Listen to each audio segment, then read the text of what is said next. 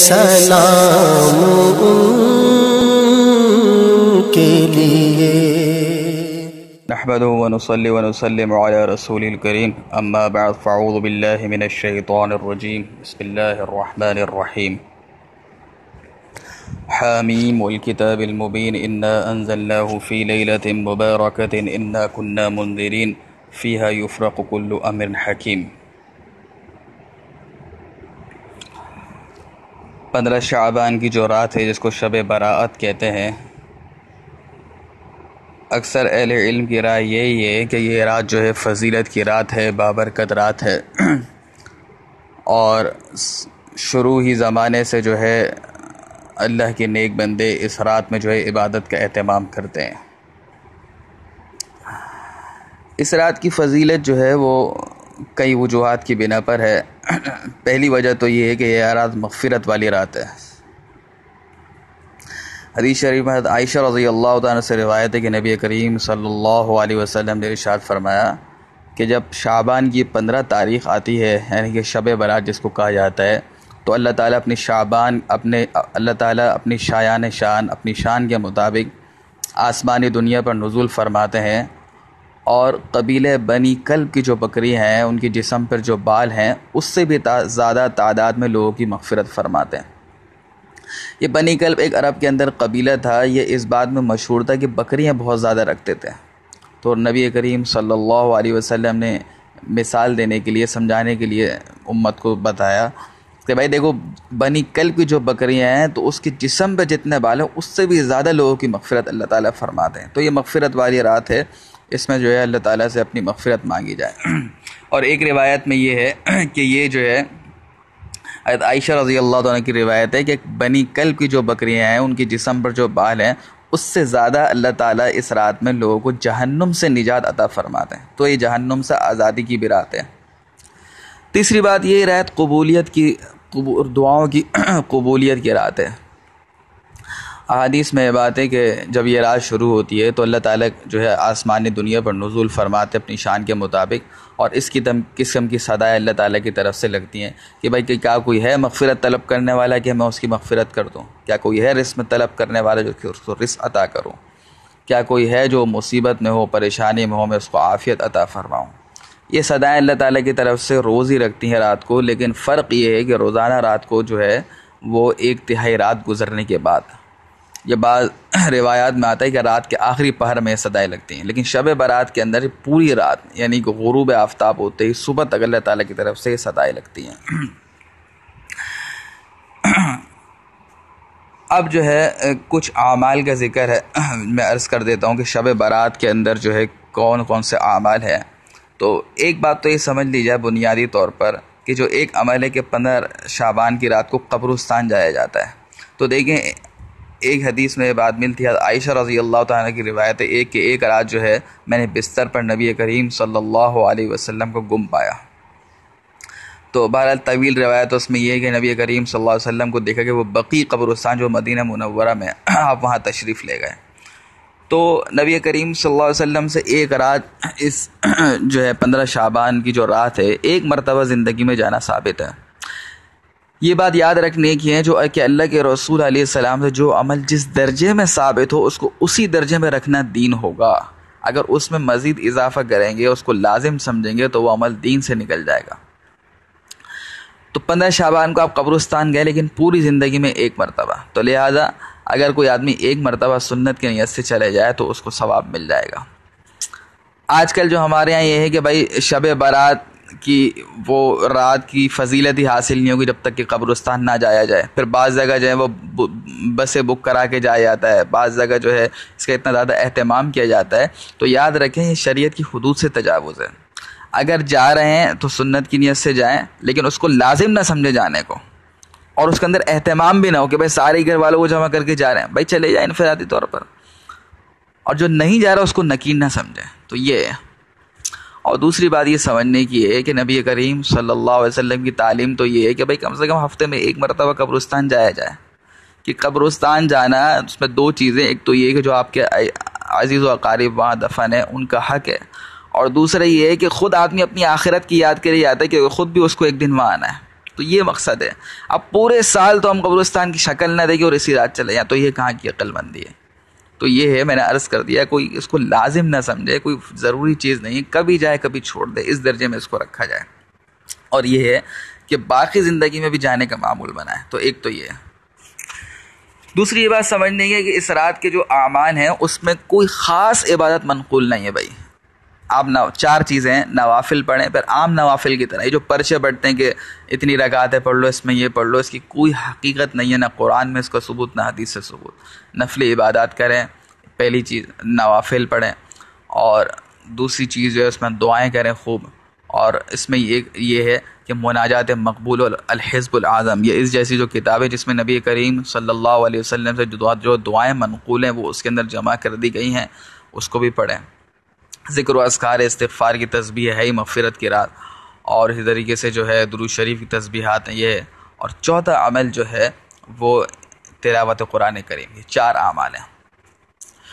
پھر اس میں یہ بات سمجھ لی جائے کہ ایک ہمارے یہاں مغالطہ یہ سمجھا جاتا ہے کہ رات جو ہے وہ کوئی 12 بجے کے بعد شروع ہوتی ہے. تو یاد رکھیں کہ اس طرح نہیں ہے. شب برات کی فضیلت تو پوری رات کی، یعنی کہ مغرب کے بعد سے یہ رات شروع ہو جاتی ہے، تو مغرب کے بعد سے آدمی اعمال میں لگ جائے.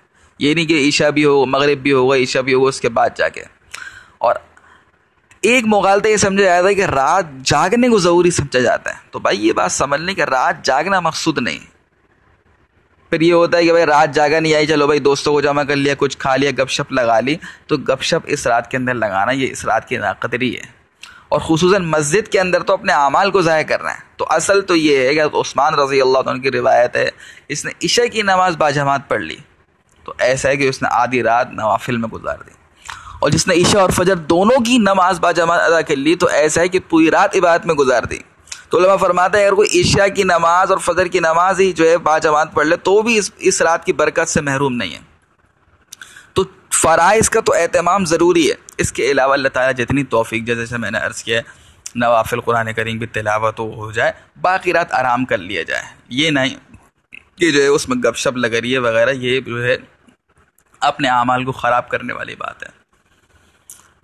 پھر یہ بھی سمجھ لی جائے کہ اس رات کے اندر جیسے کہ میں نے عرض کیا کہ کوئی عبادت جو ہے وہ خاص نہیں ہے، بلکہ جو عبادت کر سکتے ہیں وہ اس رات کے اندر کریں. ایک جو ہمارے یہاں اللہ معاف کرے جو آتش بازی کا سلسلہ شروع ہو گیا ہے، یاد رہے یہ بہت سارے گناہوں کا مجموعہ ہے. ہم یہ سمجھتے ہیں کہ ہم نے تو تفریح کے لیے جو ہے وہ بم پھاڑ دیے. اس میں جو ہے اللہ معاف کرے بچے تو بچے، بڑے جو ہے جن کو اللہ تعالیٰ نے عقل دی ہے، سمجھ دی، وہ بھی اس میں ملوث. یاد رکھیں اس میں ایک فضول خرچی کا گناہ ہے. قرآن کریم میں کہ ان المبذرین کانوا اخوان الشیاطین، فضول خرچی کرنے والے تو شیطان کے بھائی ہیں. دوسری جگہ فرمایا کہ اللہ تعالیٰ اسراف کرنے والوں کو پسند نہیں فرماتے. دوسرا اس میں گناہ لوگوں کو تکلیف دے رہے ہیں بلا وجہ. کوئی آدمی آرام کرنا چاہتا ہے وہ آرام نہیں کر سکتا، کوئی آدمی کوئی کام میں لگا وہ اس کے کام میں خلل آ رہا ہے. اور تیسرا گناہ جس کی طرف ہماری توجہ ہی نہیں آتی وہ یہ ہے کہ لوگوں کو خوف زدہ کرنا اور لوگوں کو ڈرانا. یہ مستقل گناہ ہے. احادیث کے اندر تو یہ بات بھی آتی ہے کہ جو ہم پر اسلحہ اٹھائے صرف ڈرانے کے لیے ہو یا کسی بھی طریقے سے ہو، وہ ہمارے طریقے پر ہی نہیں ہے. بیچارہ کوئی شخص جا رہا ہوتا ہے ایک دم سے بم کی آواز آتی ہے ڈر جاتا ہے. تو یہ مستقل گناہ ہے. تو اتنے سارے گناہوں کا مجموعہ ہے. اب اپنے بچوں کو سمجھائیں اور دیگر لوگوں کو سمجھائیں نرمی سے کہ بھائی یہ دین کا اس سے کوئی تعلق نہیں، دین تو ہے ہی نہیں. اور دوسرا اللہ معاف کرے اس میں جو ہے بے شمار گناہ. اور پھر کہاں کی عقل مندی ہے کہ وہ پیسہ جو کہ خون پسینے سے ایک کر کے کمایا اور اس کو ایک فضول کاموں میں خرچ کر دیں. کتنے ایسے لوگ ہیں جن بیچاروں کے بعد 2 وقت کا کھانا کھانا بھی مشکل. اگر یہی پیسے وہاں دے دیا جائے تو اللہ تعالیٰ کی جو ہے رضا بھی حاصل ہوگی اور اجر عظیم بھی حاصل ہوگا. باقی اس رات کے اندر ایک تو ایک بعض اگر چراغا کیا جاتا ہے، لائٹنگ کی جاتی ہے، تو یاد رکھیں کہ اگر تو ثواب سمجھ کے کریں گے تو بدعت بن جائے گا کہ نہ اللہ کے رسول علیہ السلام کے دور میں اس طریقے کی چیز ملتی ہے، نہ صحابہ کے دور میں. اور اگر ویسے ہی کر رہے ہیں شوقی تو بھائی بات یہ ہے کہ جو ہے یہ پھر میں عرض کروں گا کہ وہ فضول خرچی ہے، اس سے جو ہے بچنا چاہیے. ایک بہت اہم بات ذرا سمجھ لی جائے کہ جو طاق رات جیسے کہ رمضان کی طاق راتیں ہیں، شب برات کی راتیں اور جو بابرکت راتیں ہیں، نبی کریم صلی اللہ علیہ وسلم اور صحابہ کرام کی اس میں سنت یہ ہے کہ اس میں انفرادی عبادت کی جائے، یکسو کے ساتھ کی جائے، گھروں پہ کی جائے. مسجد کے اندر اجتماع لگانا اس کو ذرا سمجھ لیا جائے، یہ نہ اللہ کے رسول کے دور میں سر ہے نہ صحابہ کے دور میں.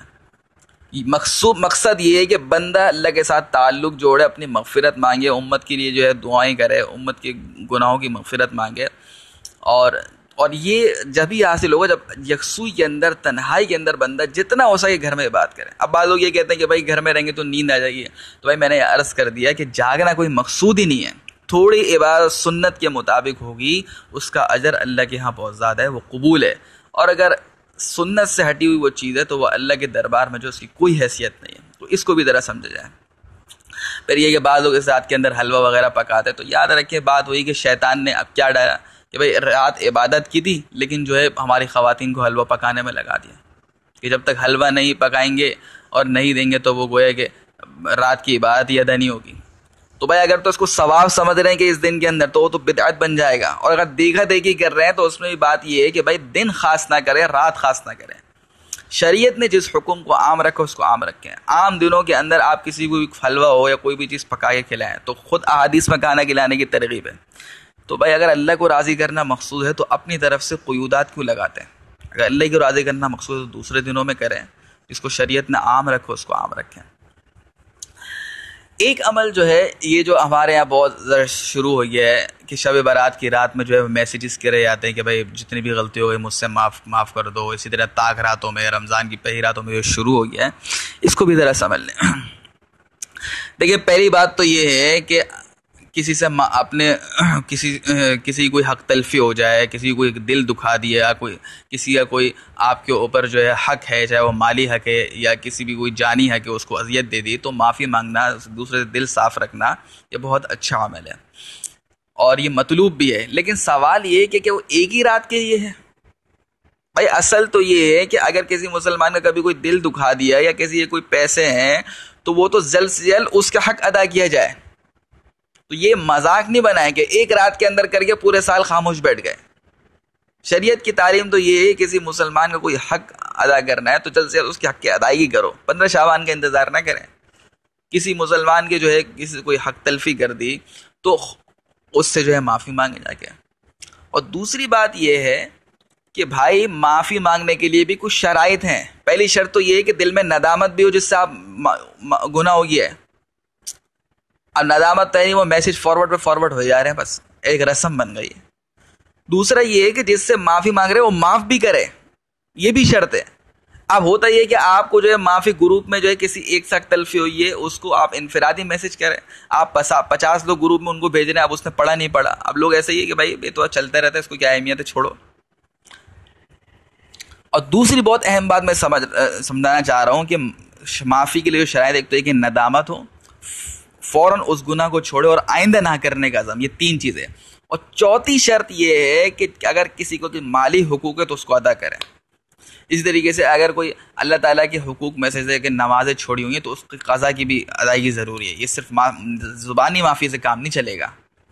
اور بات یہ ہے اسی طریقے سے اگر کسی غیبت کی ہے، کسی کا دل دکھایا تو یہ بندے کا تو حق ہے ہی لیکن اللہ کا بھی حق ہے، کیونکہ اللہ تعالیٰ نے ہی منع کیا ہے کہ بھائی میرے بندوں کے ساتھ اس طریقے کا سلوک مت کرو۔ تو یہ ساری چیزیں۔ آخری بات یہ رہے گی کہ 15 شعبان کے جو اگلے دن کا روزہ ہے اس کی کیا حقیقت ہے، اس کو بھی ذرا سمجھ لیں کہ پوری احادیث کے ذخیرے میں ایک حدیث اس کے متعلق ملتی جس میں روزے کا ذکر ہے کہ روزہ رکھو، لیکن وہ حدیث بھی علماء فرماتے ہیں کہ سند کے اعتبار سے ضعیف ہے۔ تو یہ بات سمجھ لی جائے، اس کی وجہ سے بعض علماء فرماتے ہیں خاص 15 شعبان کے روزے کی کوئی فضیلت نہیں ہے۔ اس لیے البتہ یہ بات ہے کہ شعبان کے مہینے میں نبی کریم صلی اللہ علیہ وسلم بکثرت روزہ رکھا کرتے تھے۔ بعض روایت میں تو ایسا بھی آتا ہے کہ پورے شعبان کے مہینہ آپ نے روزوں میں گزار دیا۔ اور دوسری یہ ہے کہ 13، 14، 15 یہ جو ایام 20 کے روزے کہلاتے ہیں، ہر مہینے جو ہے سنت عمل یہ ہے کہ نبی کریم صلی اللہ علیہ وسلم ان روزوں کا اہتمام کرتے تھے۔ تو ایام 20 کی نیت سے اور شعبان کے روزوں کی نیت سے 15 شعبان کا روزہ رکھا جائے تو انشاءاللہ تعالیٰ ثواب عطا فرما دیں گے، لیکن خاص 15 شعبان کے روزے کی کوئی خاص فضیلت وہ احادیث میں مذکور نہیں ہے۔ اور تیسری بات یہ کہ روزے کے بھی یہ اس طرح نہیں ہے کہ وہ لازمی ہو گیا کہ بھائی سبھی رکھے، جو نہیں رکھ رہا اس کو بھی تعجب کی نگاہ سے دیکھ رہے ہیں۔ زیادہ سے زیادہ اس کی حیثیت مستحب کی ہے کہ اگر رکھ لیں گے تو جو ہے وہ ثواب ہے، اگر نہیں رکھیں گے تو گناہ کوئی نہیں ہے، اس کی حیثیت کوئی فرض واجب کو نہیں ہے۔ پھر میں آخری دفعہ یہ کہوں گا کہ شریعت کا جو عمل جس درجے میں اس کو اسی درجے میں رکھنا ضروری ہے۔ اللہ تعالی ہم سب کو اس 15 شعبان کی رات کی جو ہے قدر کرنے کی اور اس کو عبادت میں گزارنے کی توفیق عطا فرمائے۔